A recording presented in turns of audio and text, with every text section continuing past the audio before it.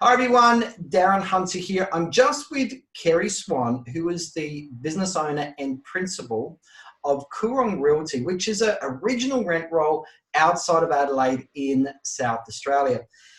Kerry, some time ago, you needed to increase your fees on your rent roll. Now, increasing fees just seems to freak a lot of people out.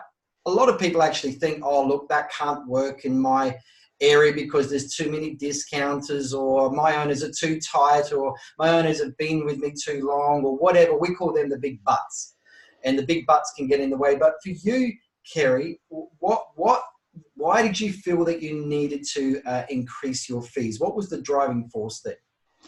Oh, we bought a rent roll, a regional rent roll, and when we lined it up against the work that we were doing, there was a big mismatch between what we were charging versus what we'd purchased. And it just long-term wasn't viable. So there was really an economic reason for raising the fees, but also just to value the work that we were providing to the owners as well, that when we bought the rent roll, that rent roll wasn't charging for inspections, wasn't charging for lease renewals and so forth. So there was a ton of work happening year on year that was being given away for free, really.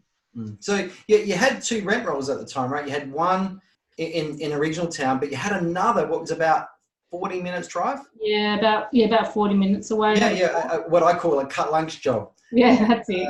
And I've managed rent rolls myself in regional South Australia, about 40 minutes drive away. So you certainly have to be good with your time management, and you don't go over there just for little things. But now, how did your staff take on the idea of increasing fees? What was I think initially there was certainly some resistance because there was, like you said, the buts. There was like, but these owners can't afford it, but these owners are used to it, but they don't, basically they're used to it and they're going to resist it and so forth. So there was some resistance both inside my team as well, like in terms of the perception of what might happen. Yeah.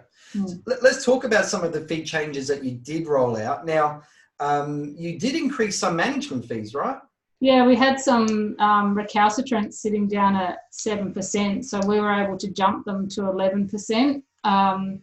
We also introduced a lease renewal fee, so that hadn't been charged in the past.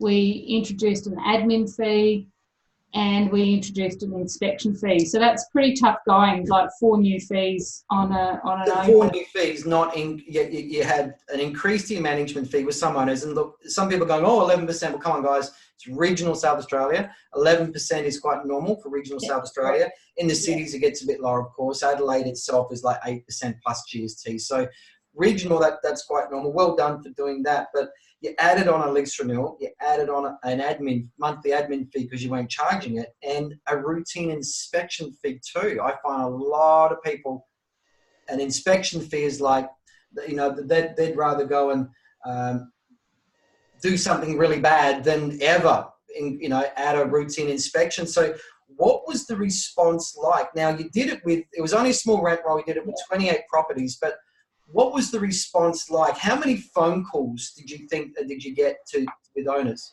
Yeah, so it was 28 landlords, so more properties than that. So we had a number of landlords with multiple properties. But in terms of phone calls, probably 5 all up. And of those 5, we were able to talk that through and explain what was happening. So I would say 80% of the fee change just went through, just went straight through to the keeper. And then 20% would have been the phone calls, and we lost 1 landlord as a result of the fee change. And that one property that you lost, what sort of quality was it? I guess in your world or our world, we'd describe that as a C-class property, a low-value, older property that needed a lot of maintenance, so a C-class, landlord C-class. So it wasn't any real loss? No, not in terms of when you looked at cost to service that property, and that was something that you took us through when we embarked on that. We looked at the cost to service, so we're actually losing money on that property anyway. Okay, so alrighty, and all up, now that we're well down the track and you'll be able to see the full effect of the full fees and changes across the rent roll, what sort of average income per property extra? What was the sort of increased numbers have you seen? It'd be around the 25% increased fees right across that rent roll. The 25% more income per property. Correct. Yeah, correct. Okay, well done. That's very successful. Particularly little country town, and putting in the inspection fee, the admin fee, the lease renewal fee. Well done. So what would you have to say to any business owners right now that are considering the same journey but perhaps are hesitant? What message would you give them?